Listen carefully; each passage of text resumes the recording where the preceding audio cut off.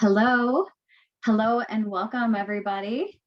Welcome to the first breakout session of your second day of the Office of Indian Education Project Directors meeting. I see we've got a good number of folks here already, ready to join us. So thank you for choosing to spend part of your day with us here today. We're going to go ahead and get started.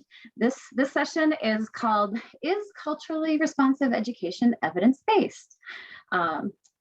We will start, as we usually do, with our standard disclaimer.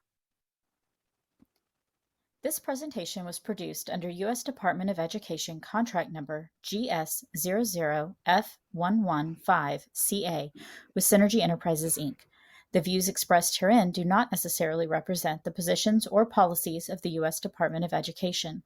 No official endorsement by the U.S. Department of Education of any product, commodity, service, or enterprise mentioned herein is intended or should be inferred. Okay, thank you for sitting through that now. We're so pleased to be here with you today. Before we dive into introductions of who your presenters are today, I want to just cover a few logistical steps and tips. So as you know, we don't have the ability to unmute our audience today and engage in conversations, and we really like that part of these sessions. So we really want to encourage you to use the chat box today over in the Pathable format. If you're looking at us on that screen right now and you look to the right, you see those four tabs labeled Chat, Polls, Files, and People.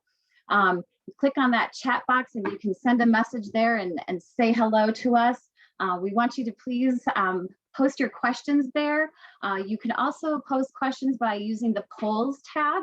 Everybody should see a question there. It says enter questions for the speaker. You can enter your questions that way if you'd prefer not to use the chat box. We will also have several polls throughout today's sessions and several prompts for you to respond in the chat box. So we're really going to try to make this as interactive as possible today because we really want to hear from you and respond to your questions to make this as relevant as useful to you as possible, this session. I will just briefly mention at this point the Files tab. You see quite a number of files that we've made available for you. In addition to the slides from today's session, there's also some links in there, which we'll talk more about at the end of the session today. And several of the documents or studies that we're going to reference today are also posted up there for you as well.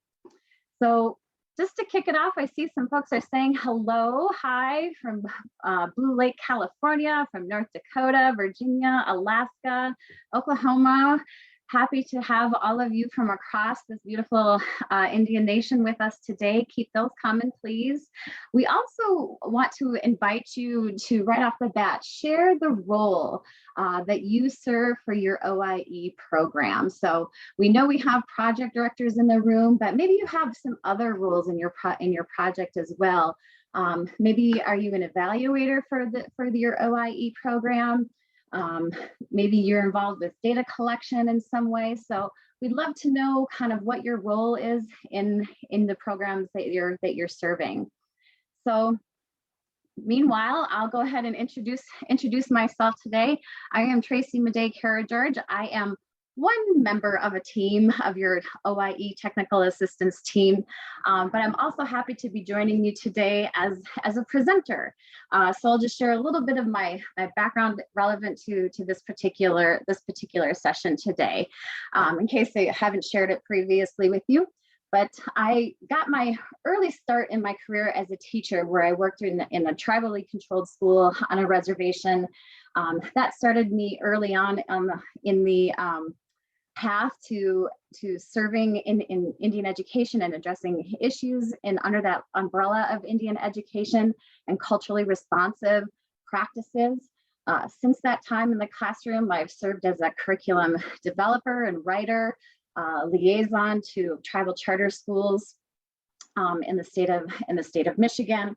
And for the past 16 years have worked in this under various technical assistance centers in this space of building bridges between research and practice, and really helping educators to use research, best practices and evidence, and to help implement those practices. So I'm really excited to be here and to be talking with you today about the evidence base around culturally responsive education. And I'm really pleased too to have my colleague Brenda with me, and I will let her introduce herself.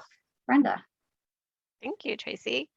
Hi, everybody. I'm Brenda Arellano. I am a senior researcher at American Institutes for Research and also part of the OIE Technical Assistance Team. I'm also a What Works Clearinghouse certified reviewer. A lot of the work that I do focuses on supporting English learner students and also supporting a diverse teacher workforce, often throughout the Southwest area. I live in Albuquerque, New Mexico. I see that there's a few folks from my part of the country, so nice to see all of you, so that's great. Right now, I facilitate an English Learners Partnership in the state of New Mexico, and we have really intentionally tried to make sure that one of our partnership goals is to work towards ensuring that we're supporting our American Indian English learner students in the state, and also to make sure that teachers have access and to resources that are culturally and linguistically appropriate. So thank you for having me here today. I'm really excited to be part of this. All right, and thank you, those of you who have chimed into the chat box, letting us know what your role is. I see we do have a lot of project directors here. Of course, that makes a lot of sense. But if you haven't let us know like where you're joining us from today and what your role is, please do that. That'll really help us tailor some of our comments for you today. So as grantees of the Office of Indian Education serving American Indian youth in the communities, we know that you are both consumers of research as well as producers of research, whether that's in a formal or informal kind of settings. We know that in the course of your work, you may be called on to cite research and evidence about the effectiveness of those culturally responsive practices that you're using in your programs. You're probably also likely engaged in collecting evidence about the impact of your programs and practices. So the evidence base around practices or interventions that are culturally responsive specifically for Native American learners is small but growing. And I'm going to say just a few words about this term interventions because we'll probably use it a few times throughout the session today. And it's in this context, we really mean it to be a practice or a program or maybe a collection of strategies that define a culturally responsive approach. And that could mean a lot of different things. We'll share some specific examples today, but when we talk about intervention, we're usually talking about a particular approach that's defined either in a study or some kind of practice. So we know we're really excited about talking about all of this here with you today because we know that the work that's being accomplished in your grant programs is really an opportunity to build on this evidence base, and that the broader field can really learn from your work about what is working well and the things that you're accomplishing in your programs. So those of you here today around this virtual table are really the experts on the ground who do this work every day. And as a community, we have an opportunity to really contribute to this body of evidence and build on what you're learning and doing. So throughout the session, we're going to be kind of going back and forth between talking about being consumers of that research and evidence base as well as producers. And we'll kind of go back and forth a little bit today, but on the screen, you do see our objectives for today. So we want to identify some connections between your grant activities and contributions to that evidence base for culturally responsive practices. We're gonna list and unpack some elements of rigorous evidence according to some federal guidance, non-regulatory federal guidance. We hope that we will give you some resources for locating and identifying studies that use rigorous evidence, but we also hope that you'll use this time and the space in the chat to share it with each other. If you have sources or references that you like to use in your work, that you'll share that with each other as well. And then we also want to talk about some challenges and strategies for collecting evidence around culturally responsive practices for American Indian learners. All right. So I see we've got some more hellos in the chat box there. So I'm going to ask you to respond now again to a specific question in the chat box. We think we have some ideas, but again, we really want to hear from you. Where, when, or for whom are you called upon to cite the research and evidence base for those culturally responsive practices that you're using in the program? Are you asked for those research citations or references to an evidence base? That's one question. The other question is, in what ways are you engaged in gathering evidence? So do you work with your districts to get reports? Are you doing surveys? Are you monitoring student progress in various ways? We'll give you a few minutes to think about that and respond in the chat.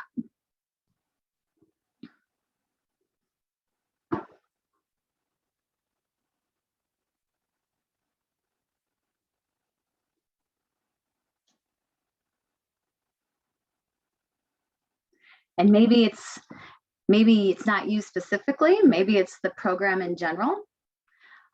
Even if it's not necessarily your task, maybe others have that too. I see grant proposals and evaluation reports. That's probably true for a number of folks on here. Oftentimes in those grant proposals, they want to know what are those practices, what is the evidence base. Of course, we have to gather and report on data in our evaluation reports. Okay, I see a comment there about gathering information about individual students' growth and teaching over time. So tracking long term. Okay. I mean, it looks like Lisa says that she gathers evidence from project directors from local education agencies, so it has more impact. And that also ACLU's report in 2020 about failing grade, the status of education in Humboldt County has also been a powerful data tool. Interesting. I don't know about that, so I'll have to look that up. Good. Well, please continue to make use of the chat box there and share your thoughts as we go, and also pose some questions. We'll pause periodically as we move through our slides here to respond to your questions. So in the course of your work on the screen now, you see a few different ways that we know or suspect that you are asked to either cite a research evidence, an evidence base. It could, sorry, I lost my place there for a second. Okay, so the Elementary and Secondary Education Act, or ESSA, right? Every Student Succeeds Act, that really has lifted up in for some programs the desire that the education department wants to see, or know what is the evidence base, what are those practices that you're using that have an evidence base. You may be a school district, or you might partner closely with public schools and districts that are beholden to those requirements under ESSA. To cite and use evidence-based strategies, or activities, or interventions that address identified needs of students. Title I is one area in particular that requires the use of evidence-based interventions, and in that case, the guidance or the regulations really require a certain level of rigor around the evidence, and we're going to really dig into that here in a little bit. But states, are often also require schools and districts to include in those strategic plans or their improvement plans evidence-based for their programs or interventions. Writing grant proposals was mentioned in the chat box. And even in the Office of Indian Education's notice inviting applicants, we see in some cases requirements or in that notice inviting applicants that they're asking for you to include those evidence-based practices or those citations in that grant proposal when you submit it. Our largest grantee cohorts actually have some of these requirements for services and activities to be evidence-based. You've probably seen or read the phrase evidence-based where applicable, or based on existing evidence-based programs that have been modified to be culturally appropriate for Indian students. That's a phrase that often appears in our notice inviting applicants. So for example, I know our demonstration, our ACE grantees, they were asked to provide some information demonstrating that the proposed project is evidence-based where applicable, using that language. Also including the aspect of the quality of services, right? That the quality of the plan to ensure that the services are being offered are evidence-based, again, where applicable, or based on existing evidence-based programs that have been modified to be culturally appropriate for American Indian students. Our earlier cohorts of the demonstration grantees, the NYCP programs, had similar requirements in their notice inviting applicants. So our professional development grantees also have some of that language in there, and more from the Department of Ed pushing this idea of an evidence base. You may see that crop up not just in the Office of Indian Ed notice inviting applicants or proposal and competitive programs, but other places as well. You also mentioned reporting in the chat box, and your annual performance reports, which almost everybody's done with now. I know we have one cohort still out there preparing to submit theirs. But you submitted evidence. There in a couple of different places. For your reporting, you have to report on GEPRA, which is evidence of substantial progress, but also the executive summary and section C of those APRs ask for, what contributions maybe has your program made to research, knowledge, or practice or policy. And in section C, we ask about what are those, are there reports or evidence and the research base that undergirds those services and practices of your program. So you may be called upon there as well. And then finally, your organization, or perhaps the vision and purpose of some of your partners, may have goals related to conducting research or generating evidence for culturally responsive practices and approaches.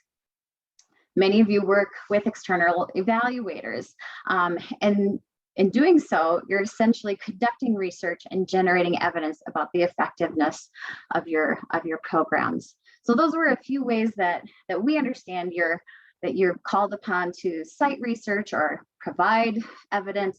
You may have others, and we'd love to hear from you over there in the chat box. So now we have a poll. And if you look next to that tab where it says chat, you'll see polls. And our first poll is, we're going to generate a word cloud. We want to know, what do you think of when you hear the word evidence? I've already thrown it around a few times today.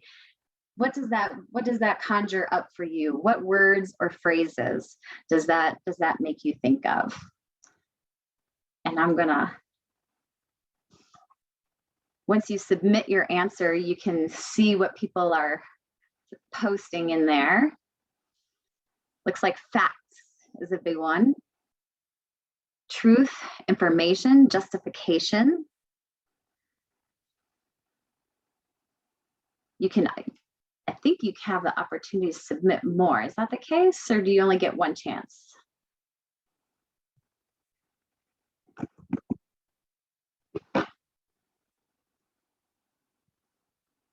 Oh, here we go. We've got a few more. Political. Ooh, epistemology. I'd love if somebody could say something more about that in the chat box. Maybe share what you're thinking behind that. Statistical. Data is a big one. That's probably means a lot of you have typed in the word data. Importance. Proof. Okay. I'm gonna check the chat box now for any new comments. Any comments there, Brenda? That you see some folks are commenting there. Proven best practices in pedagogy. Somebody else put proof. Another person talked about how or what kind of documentation we have on students learning. How can we measure and be aware of helping the next time around for improvement? Documentation, truth, facts, supporting information, citation. All right. Very cool. I love the word clouds. Every time I click over there, it refreshes and you can see what people are typing in there. Testimonies, qualitative, research, observable. All awesome responses. So definitely it brings up a lot of different ideas. I see both qualitative and quantitative on that word cloud. And I'm also curious about the person or the thoughts behind the term epistemology on there. And I do want to take a few minutes to just talk about some different approaches to research. And when we talk about research, particularly things that are particularly relevant for our context, right? So there's this idea, if we look at research on a continuum, right? Many of our responses in that chat box, data, quantitative, evidence, facts, kind of goes along with this idea around this what has historically been a Western approach to research, where the purpose is really to identify cause and effect, to reduce, isolate, and variables so that we can say really specifically when we do X, Y is impacted. There's a tendency towards that quantitative or data-driven numbers kind of approach. At the other end of the continuum, we might say that we might think of this as a traditional indigenous approaches to research or learning, okay, which is a little bit more holistic. It is interested in explaining relationships, how different things are impacted or influenced perhaps or related to one another. The tendency tends to be more experiential, qualitative, holistic, I think is a good word. And really what we want to lift up in our session here today is that one of these is not inherently best or better than the other, that really both approaches are valuable. And in fact, when we both can inform each other, and that if we move somewhere towards the middle of the continuum, they can really be complementary. We had a session yesterday that was on Indigenous assessment practices that maybe some of you attended. And if you weren't able to attend there, you can always check out the recording. We also have a session tomorrow titled An Indigenous Approach to Logic Models and Program Evaluation that you might find interesting. So in this session, we're going to actually dive into that Western approach, that the definitions that are contained in the regulation around what is rigorous evidence, and particularly around the practice of culturally responsive practices. And Brenda, you're a researcher. Do you have any thoughts to share about these two approaches?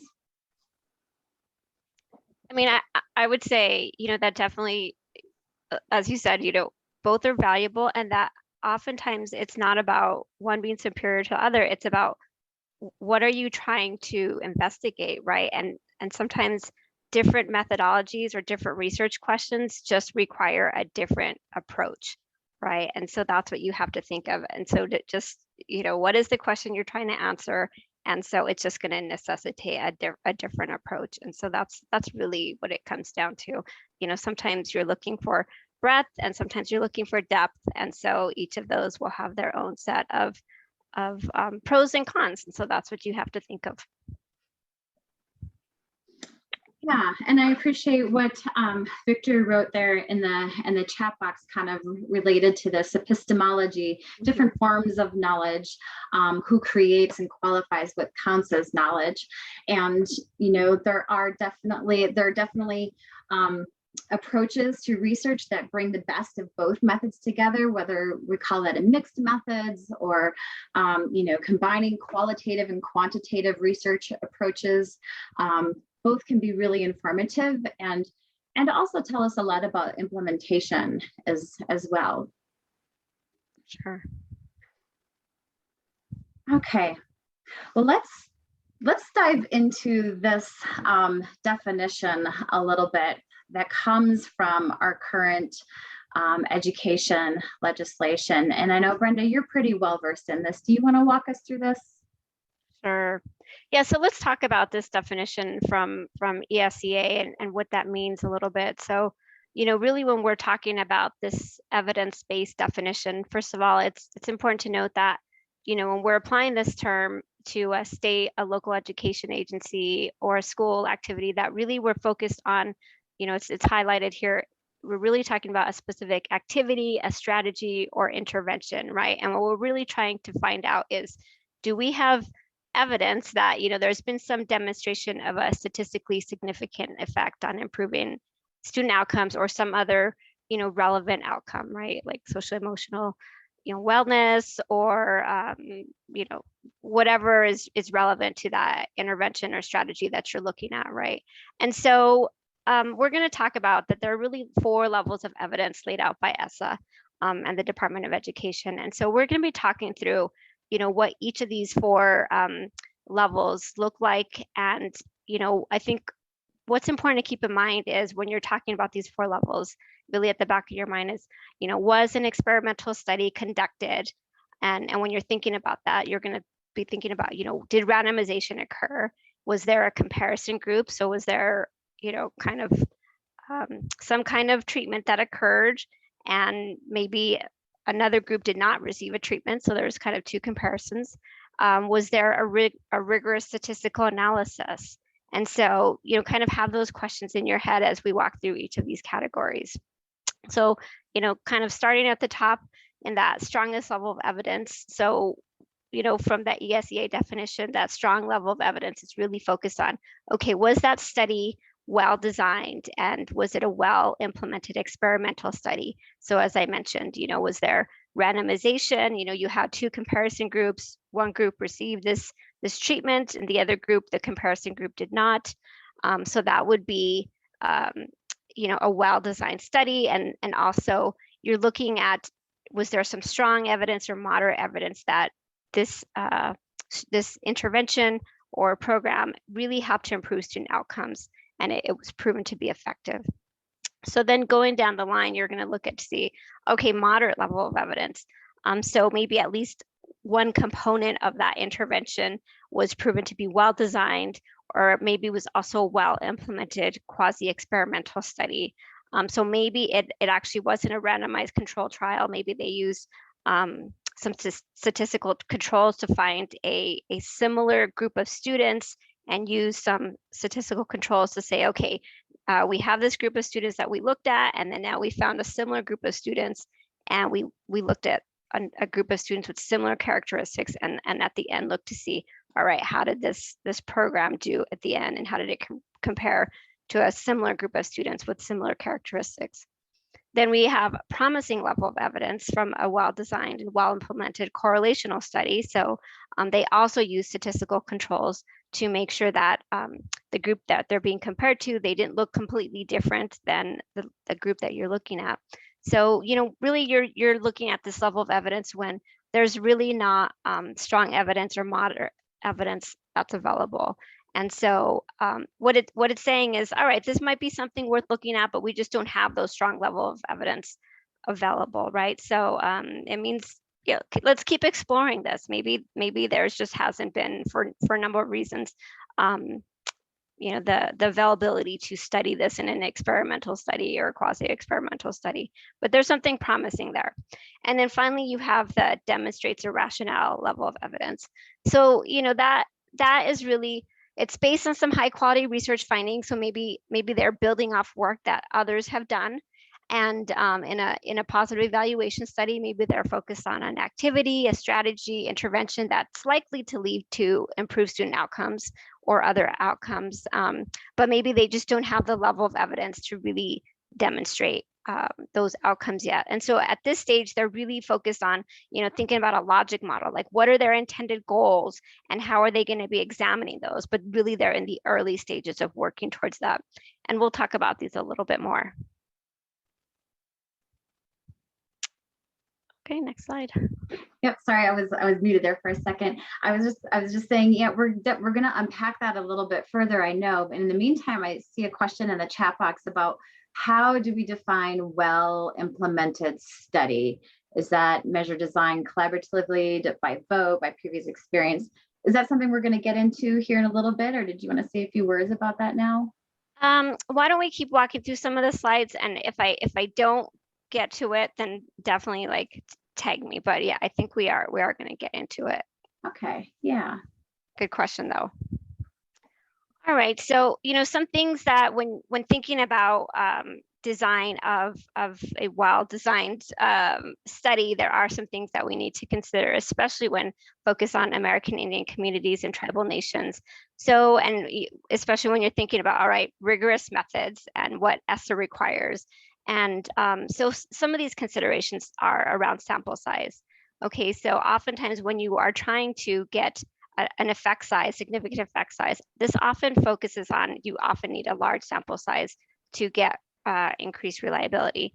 And as many of you know, oftentimes working in Native communities and populations, there's often a small sample size. So that can be a challenge. And so we just have to acknowledge that.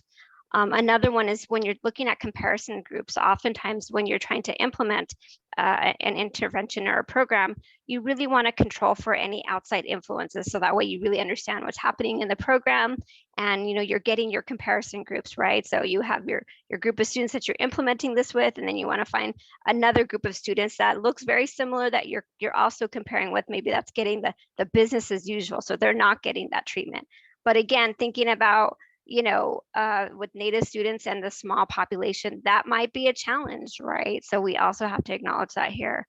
And then another thing is, thinking about generalizability. Oftentimes when a study is conducted, and if you have positive findings, you want to make sure that your results are, how generalizable are those studies? Because you want to be able to, if you find some positive findings, you want to say, can these findings be replicated beyond this one study, right? And will this work in other settings?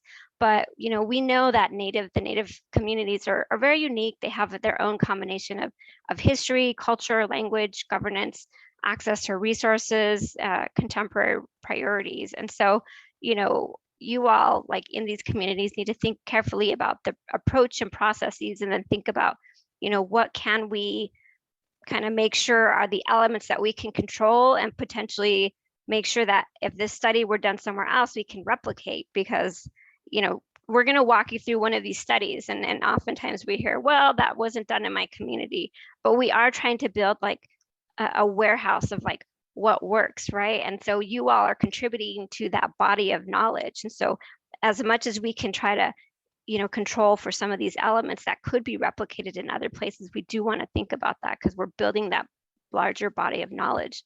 Another thing to think about is just the respect for protocol. We know that both outside and within the context of Native American communities, a rigorous study of intervention, it takes a good deal of time, and you're asking a lot for people, especially you know, we're kind of in this sort of post-transition phase of COVID. Everybody's been through a lot. Teachers have been through a lot. Communities have been through a lot, especially in the Native American community. So, you know, we need to honor local protocols, asking for permission, inviting participation, you know, reciprocating that investment of time and expertise, honoring folks' expertise.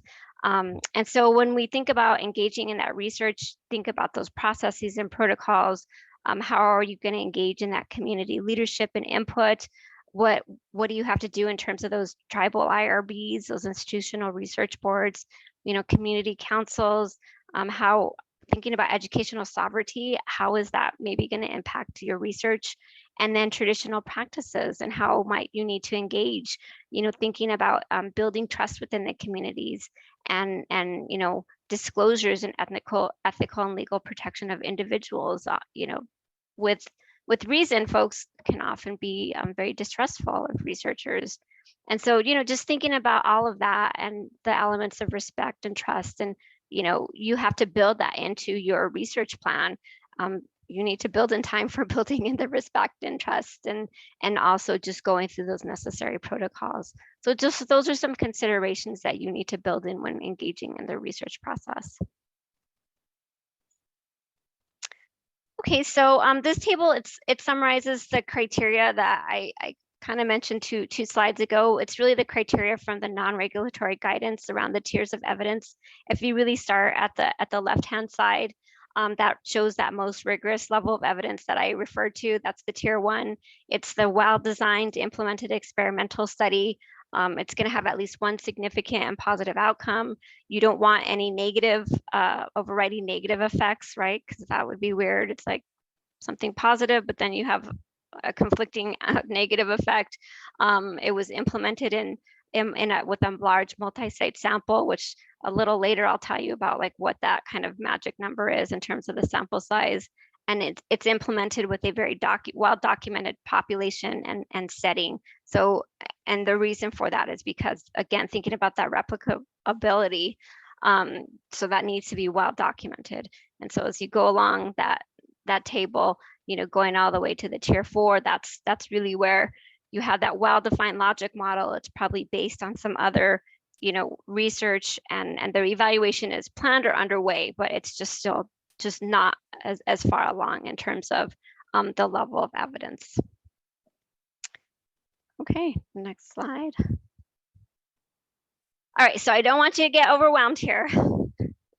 We don't expect you at the end of this to be, you know, like a What Works Clearinghouse reviewer, but what we intend to do here is we really want to take some time just to, we have a study that has been conducted through the RAL Southwest. It's an evidence review, and we just want to give you a high level overview of like what happens behind the scenes when some of these studies are reviewed and they meet level of evidence, and what does that look like, that process. And so, you know, this is overall just we want to walk you through each of these steps and break them down a little bit, just to give you an idea of you know, what happens when looking at an experimental study.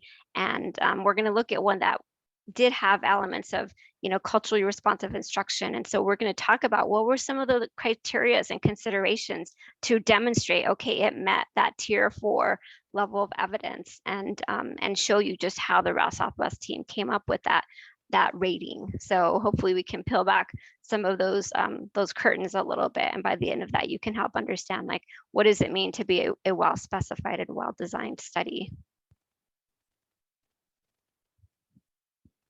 And Tracy, I think you're going to talk a little bit about the study.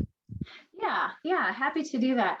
So I mentioned at the top of the session, like this continuum, right, of different approaches, and I feel comfortable saying that you know, when it comes to culturally responsive practices, and for American Indian students, that we have a wealth of descriptive studies. Of studies that maybe use less rigorous methods to show an impact, descriptive studies that lay out a strong rationale for an approach. There's a lot of native and non-native philosophers that make a strong case for a culturally responsive approach. At the other end of the continuum, right, that that top tier evidence of rigorous evidence is, as I said, small but growing. And we wanted to share with you since a particular study, but there were actually 3 studies that were identified recently. And another project that Brenda and I were engaged with that involved training and on instructional practices for American Indian English learners under the REL Regional Educational Lab in the South and the Southwest. So they conducted, as Brenda mentioned, an evidence review to identify what is out there in the literature and research base related to instructional programs or methods, materials, or resources, an intervention that has a positive effect for students in an academic subject area such as language arts or math or science or social studies. They cast a very wide net, combing through databases and research journals to identify actually 3 studies that were identified as having these stronger tiers of evidence. And so that is available, that evidence review, and those 3 studies are posted in the files tab here, and you can download that and take a look at those, or even follow along if you want to, because we're going to talk about one of those in particular, which was really found to meet the criteria for that top tier, that strong level of evidence. And so I'm going to tell you a little bit about that intervention, what they did, and then Brenda's going to kind of take us through that flow chart and unpack the study and how they approached it, and were able to meet that upper tier of evidence. So I know we have some folks on our session here today who are in Alaska, and we have such a strong grantee cohort representation in Alaska. I'm really curious if anybody has used some of these modules. But this study really was a culmination of many years and many people's investment and work. The curriculum modules that were developed are called Math in a Cultural Context, and they it involved a collaboration between Native people, Native culture bearers, educators, and university researchers. And in addition to some really deep conversations about, what are the community priorities for learning? What do we want our young people to be able to know and do to be successful,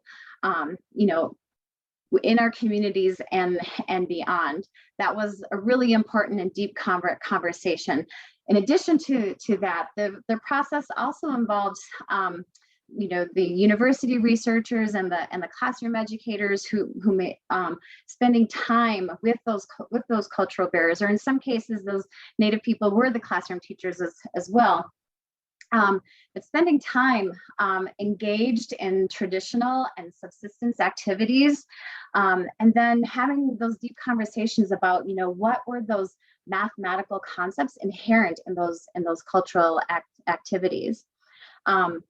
So several units have been developed, but this particular study really focused on 2 curriculum units.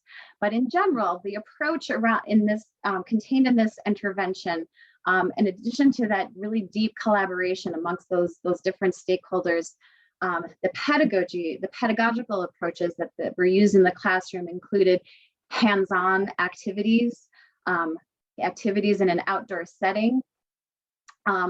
They tried to model practices, conversation or dialogue that was more reflective of what might happen in the community or in a home.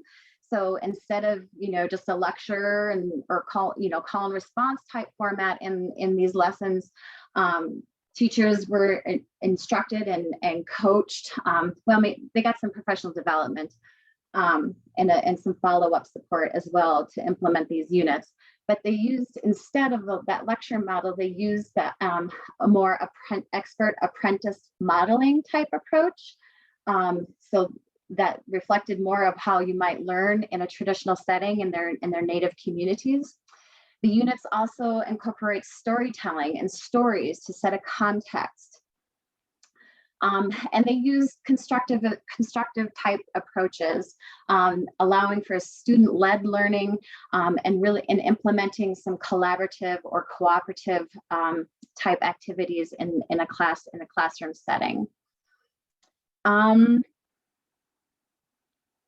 Just look and see if there's anything else I want to lift up here. I mentioned the professional development that teachers got. So the teachers who were implementing this study, they were given some professional development on the around both of the units. It was like a weekend-long professional learning session for each unit. And then in addition to that, they were also given some support through, you know, some calls and coaching along the way as well. So that's a little bit about the unit and what the intervention is. Oh, and I see some people do have some connections. I know in degrees of separation are very few in Indian country. So really cool that some of you are familiar with these folks and their work. But I'm going to hand it back to Brenda here, and she's going to actually walk us through that flow chart and using this study as an example. Thanks, Tracy. Yeah, so just a few things about this study is there were, you know, so this is considered a well-designed, implemented experimental study. And so, you know, what that means is that there was random assignment used or a lottery process. So all the schools involved in the study, the 50 schools, they had a 50-50 chance of being assigned to either the schools getting the treatment or the control group. And I would like to just acknowledge, let's see Camille's point about basically it's not always possible to do randomization, and we got to just, especially in the social sciences, right? Like you may have an intervention that maybe starts like 3 months into the school year, and so you can't go in and ask a teacher, can we randomize your classroom? So that is not always possible. But you know, when it is possible, of course, it's sort of like the, you know, the highest level of evidence that we're talking about. But you know, I just want to put that out there. So yes, that's a completely valid point. But yeah, when we are talking about these standards, so that's one thing, is that was the randomization done where everybody had an equal chance of ending up in those treatment and control groups? So that's part of that. What does it mean to be a well-designed study, right? So did they have an equal chance of ending up in one of these groups? Another one of those criteria is looking at attrition. That means the number of leavers in the study, right? And this study had low school level and student level attrition, right? So when you're looking at over the course of the study, did a lot of the schools drop out or the students drop out? So if there was, that means that your two groups might not be equivalent, right? So you're looking at the ultimate study findings. One of your groups might actually end up have some bias. Let's say your treatment group, a lot of those students left. Well, you don't know in the end if that group of students that left, maybe they left because maybe the parents didn't like the treatment. And so the kids that are left actually end up looking a lot different than your control group. So you have some potential bias introduced there, right? So you really want to check for that. And so, you know, in the end, there was like 694 students in total in the analysis that were doing this picking berries module, and then 703 students that were in this going to islands module. So just a little bit about that. Okay, so a little bit more information. So, you know, one of the things I did bring up earlier is, was there a statistically significant favorable effect, right? So you do want to have a positive outcome. And again, you also don't want to have any counter effects that would be negative, right? Because that, you know, that would discount your ESSA determination at and this ESSA determination, these are at the outcome domain level. So if you have, let's say you have a reading measure like Woodcock-Munoz or something like that, that has multiple domains that you're looking at, you want to look at and say you have 4 different outcomes on that reading measure. So across all of those 4 different outcomes, you want to make sure that, you know, at least one of those outcomes, you don't need all 4 of them to be positive, but you want to make sure that out of the 4, at least one is positive and that none are, you know, no others are negative. So that's another one of those criteria that is a deal breaker. Because if you do, then that means it doesn't meet the ESSA evidence of criteria. And then just a little bit about this study in particular, it was in Alaska, they were looking at students below grade 3. They weren't tested on this benchmark assessment. No standardized tests of math achievement were available for the evaluation, and both a pre-test and post-test were developed for this module. And then also the tests were, they were read out loud to the students, and some staff members were instructed not to provide any other assistance with the test, and that the students responded to the items by writing directly in the test booklets. And so, you know, one of the things that, you know, the WWC criteria looks at, you know, is like, is there, you know, what's the reliability of that outcome measure? And you want to make sure that the way one group is assessed, that there's no differences between the 2 groups, right? Like one wasn't given, you know, the assessment like on the computer, and then the other was given the assessment in writing, and also that something wasn't done with like one group that's really aligned to the outcome. Like maybe the outcome is something about like computer instruction, and one group was given extra tutoring on computer instruction, but then the other group wasn't, right? So that's something that was, you know, would be checked for in a study like this. And then lastly, the study in particular, they used a statistical technique called hierarchical linear modeling, which is really just adjusting for the fact that these students are within classrooms and they're within schools. And so it's just trying to adjust for the nesting of these students within schools, and it's also adjusting for those pre-test and post-test scores. And so, yeah, that's about all you need here, I think. All right. Yeah, and I kind of mentioned this earlier, that there aren't any countervailing significant unfavorable effects. Otherwise, it, you know, that's kind of like a deal breaker. So you just look at, you have to look at other studies that examine the same interventions and outcomes, and that were published by the WhatWorks Clearinghouse, and see, is there anything else out there that would suggest that actually they found something different than you did? And then you really have to look at this. And just make sure that there's not any, you know, counterfactual evidence to what you found. Okay, next slide. Okay, so earlier I mentioned something about the sample size. You know, kind of one thing I mentioned is the implementation. It usually, in order to show evidence of your significance, you need a certain sample size. Otherwise, just you need large enough numbers to show that actually an impact is happening, because otherwise it won't be detected. And here in this case, 350 students is that magic number for the unit of analysis. And so they did have that. You can see they had, you know, 10 districts, 50 schools, 67 teachers, but really here the unit of analysis was the students. And you know, you had the 694 engaging in one module, and then another 703 engaging in a different module. So they had the statistical power that they needed to show an effect. Okay.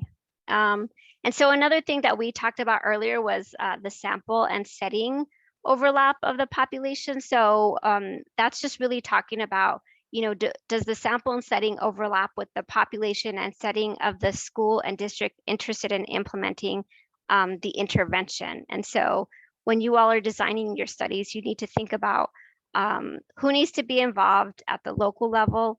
And you know, it's also really important that this information gets documented for the reviewers in terms of the sample study, like how many are, you know, were in your study, and, you know, what are the demographics of your sample? Again, thinking about that replication, because, you know, if you find positive results of your study, you know, we want this study to be replicated somewhere else. And so it's really important that this information is documented, so that way if somebody else wants to take your program and try to replicate it somewhere else, they need to know like what was it about your program, so that way they could know, actually this would probably work in my town, in my community, or you know what, this is really different from my demographics, and so it might not work, and or at least I should know what are the differences. So, you know, in this case, as Tracy mentioned, this was implemented in Alaska, where you know, it's vast geographical area, there's diverse cultural and linguistic groups than a lot of other places in Alaska. You know, there's a lot of rural areas, isolated areas. The major linguistic and cultural groups, it was are the Athabascan, the Inupiaq, sorry if I didn't pronounce that right, the Tingli and the Yupik. So, you know, really thinking about if we applied this to my setting, would this be applicable? And that, you know, also how are the schools and communities different from where this might be implemented in my area? And so you really want to think about, you know, the diversity of where this study was applied, you know, how did they recruit and target schools in the area? And how did, you know, how many schools ultimately agreed to participate in the study? And so this really just helps to set the stage for how well the study could be replicated somewhere else, and for WWC reviewers to be able to think through all these questions in terms of, as you all were asking, like, is it well designed? Is it well implemented? And like, what were the conditions in the setting where this study was implemented? I will offer too that in the files tab, where you can get sort of the write-up of this evidence review. It includes the 3 studies, this one, as well as another one based on the same type of intervention. And then the 3rd study actually came from CREED. Some of you may be familiar with CREED, the Center for Research and Excellence in Diversity in Education. I hope I got that right. But those 3 studies were found to have either strong or promising evidence. So really, all of them were able to reach those upper tiers of rigorous evidence for culturally based intervention or approach. So just want to mention that we highlighted this one in particular, but there's a couple others too, and you may be interested. There's a lot of good details. Actually, Brenda mentioned about being able to replicate, but if you want to take the time to read through these studies, there's actually a lot of really good information about the approaches that they took, the care that they took to really ensure, you know, good data collection and rigorous evidence as well. So we kind of talked through that example of that Kisker study, demonstrated that gold standard for rigorous evidence. And we want to take a look at this tier 4, that entry level of evidence and demonstrating a rationale. So let's consider what would be needed to qualify for this entry level tier of evidence. So on the screen, you see some criteria, and this is again, Brenda can testify. These are some criteria that are used by reviewers to determine really what level of evidence does this study provide. So we talk a lot, right, in our technical assistance support about a logic model, and using a logic model to inform your program, refining that logic model as you gather evidence and learn from what you're doing. But that's one of the questions that's asked is there an articulated logic model that connects this intervention or approach to expected outcomes? Is there a literature review describing prior research that suggests that that there might be a connection between this intervention and an expected outcome? And for all of the studies in that evidence review, they include the rationale for their approach, right? And they cite a lot of that research that underscores why they believe that this approach would be successful. Have similar interventions to the one that was studied been shown to have affect that expected outcome. So is there similar work out there that shows that this could have a positive effect on student outcomes? Has this intervention or approach been shown to have similar outcomes to the expected outcomes in the study? So Brenda, I kind of take this to mean, and tell me if I'm off base with this, but if I was using this Kisker study that you just reviewed for us as an example, like I could take that rigorous evidence and say I wanted to use it in my community using a similar approach. That might meet the criteria if I laid it out carefully and articulated that logic model, could possibly demonstrate a rationale.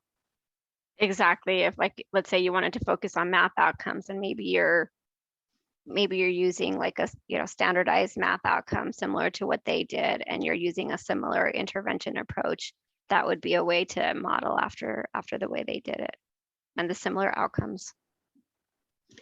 Yeah, so really kind of building on some of this work and this groundwork that has been laid for us that show that using rigorous evidence and showing a positive impact on student outcomes. So we have about 15 minutes left, and we have a few more polls, and we want to hear more from you. And I've been keeping an eye on the chat box there. I see Carl's letting us know who some of those elders were who are actually involved in this study and in this work to develop that intervention. Thank you for sharing that.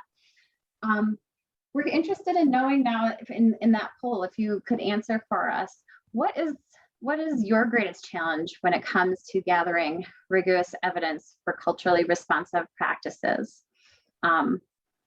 We talked a little bit earlier about different ways that you're engaged in this, and we just talked through a number of different considerations that need to go into gathering evidence. And I know that this is kind of, some of you are engaged in this work, so I'd love to hear from you. What are some of those challenges?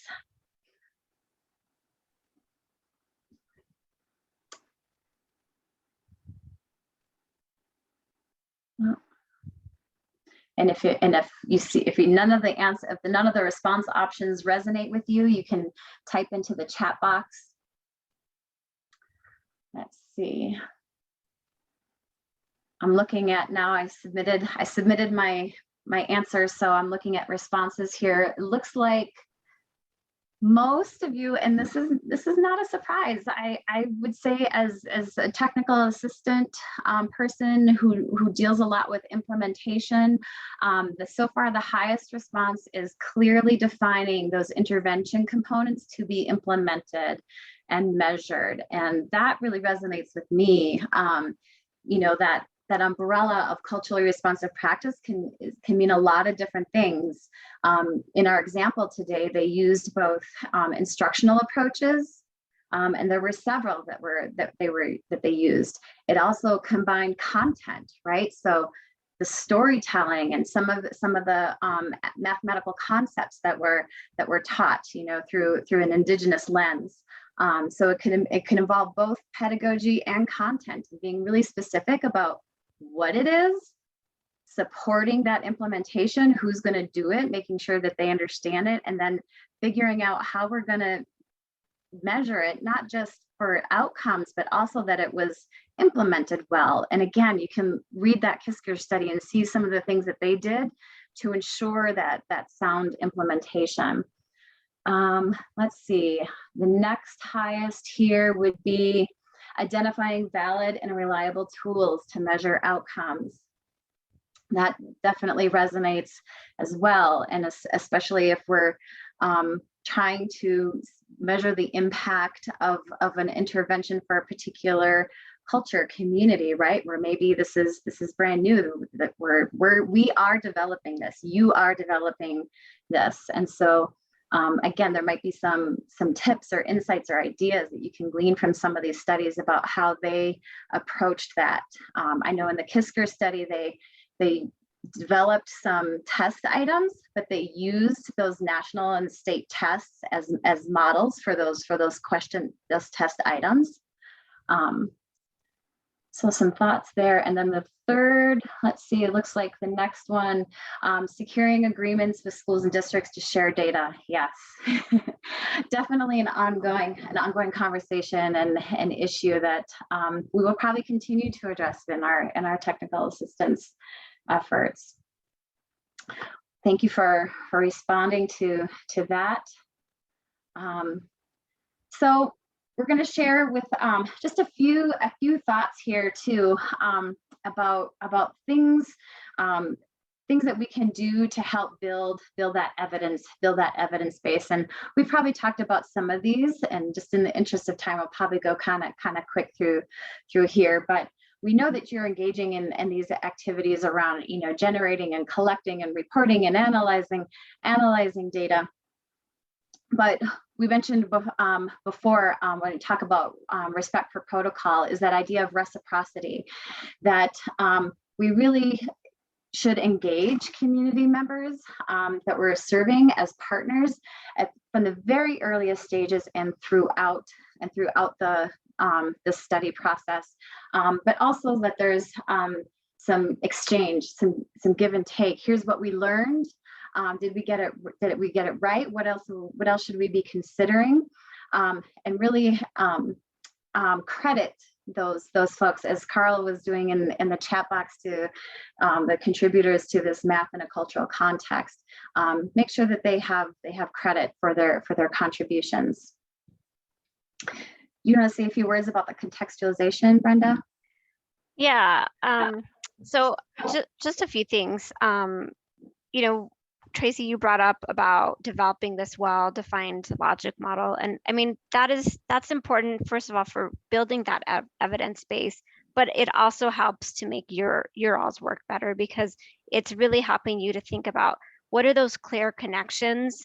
And it's helping you to figure out, what do I need to do upfront to make sure we're building in those measures from the beginning, instead of getting to year 3 and then you're like, oh shoot, I should have been measuring this along the way, right? But you're really thinking about, what are those indicators of success, and let's start measuring those in year 1.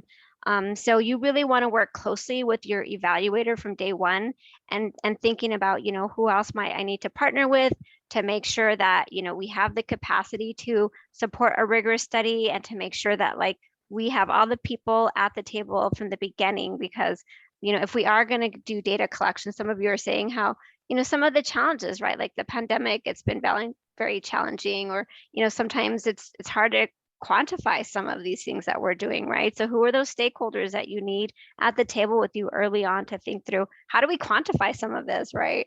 And you need to have those discussions early on. So who do you need at the table with you? Who do you need to partner with? And how, have your evaluator there at the table with you early on. So be thinking about that. And really, try to define those indicators in some very explicit and plain language, about what are you measuring, and what are those measurement tools, and how are you going to measure it, how frequently, right? Really build a timeline. We're going to do this twice a year. We're going to be talking to teachers, or we're going to talk to staff. This is when it's going to happen, and you need to build a plan around that. And so I think that's really, what you're thinking about, some of those things. And also, when you're building out your findings, try to guard against that, who is the normative here? I mean, and I've been guilty from my graduate school training, is who is the normative, right? Are we always comparing against the white normative? And, when we're sharing out the results, who are those stakeholders? And, are we hearing the participants when we're sharing those results? Do we hear their voice being reflected in the findings? And so being sure, it's been so useful to me to make sure I have somebody from the stakeholders read that final report before it goes out, to say, hey, can you just read through this and see if there's any red flags? And that has been so helpful. So to be sure that you're doing that, and they get that input from the community. Thanks, Brenda. I think that all really also speaks to this idea of transparency as well. For a lot of reasons, right? Research has not been conducted in a culturally respectful or reflective way in our communities. And that's starting to change. Through the work that you're doing, and that the field in general is starting to get their eyes opened a little bit as we help to educate them about some of these things. The need to build trust. Transparency can help with that, making being clear and transparent about your experience, your motivations for wanting to do this research or gathering of evidence, sharing regularly and reliably any meeting notes or agendas that may occur around planning and implementing those studies, to really, so that people have the opportunity to understand and see what you're doing, maybe even checking in with different community groups from time to time. Methodology. I know we're getting close to time here, Brenda, but did you want to add a few thoughts here about methodology, or lift up anything that you haven't already spoken to? No, I mean, I think I covered this, but yeah, just making sure that you're kind of doing some of these things from the beginning, so you're not working backwards. You're working with your evaluation partner, you're building that sound logic model, and then you're really thinking about the benefits, the costs, and your yeah, as Tracy said at the beginning, some of these methods, there's not one right or wrong, but it's really about what's the research question that you're asking, and then you build your methodology around that. So in the little bit of time that we do have left, I would love to have you respond in the chat. Where do you go to find rigorous evidence and practices that support American Indian learners? If you have a great resource and you want to share it, we'd love all of us together in this room here. We have so much experience and wisdom in this room that we want to help lift that up. And I'm going to just quickly go through a couple of slides here and highlight a few things. And we really tried to pull resources that were specific to our context of serving American Indian youth and communities. So all of the links that you see on my screen right now are in the slide deck, which you can download. They're also linked in the files tab, so you can check out all of these. But two major technical assistance networks that I want to lift up for you are the Comprehensive Center networks, the Regional Educational Laboratories. Both of them serve subsets of the states. And the National Center of the Comprehensive Center Network actually has a really specific focus, which you may have heard about if you were at, or if we have a session related to some of their work. So if you're not able to join that, because it's going on right now, you can listen to the recording. But those are great places to start. You may be familiar with these journals. We have them linked in the files tab as well. And of course, there's research databases as well. We just put a couple of free ones up in the links for you. If there's others that you really like and want to share, let us know in the chat box there. So we've got just a couple of minutes if there's any questions that we haven't quite answered yet. I'll also lift up that poll. The final poll that we ask in all of our sessions is to rate our session. Give us our stars. Let us know how we did. We'd love to hear your feedback. Let's see, any questions that we didn't get to in the chat box, Brenda? Do you see anything? Well, Tracy, where was that space that if folks had other like resources in terms of this topic where they could post? Was it the conversation while yeah, great point. I'll lift that up here. So on my screen, you see the Pathable platform right now. You can go up here under conversations and click on the discussion board there. And you'll see that there's some chat from the different sessions. You can start a new chat. Let's see. But you can just start a discussion here. attach an image if you want to, and then other people can respond to it. I'm just kind of scrolling down here to see from this morning, or yesterday, some of the chat discussions that were posted, but definitely we hope that you will continue to connect and share on this topic. Yeah. And thank you all for joining us today. Thank you, everybody. Thank you for being such, interactive participants.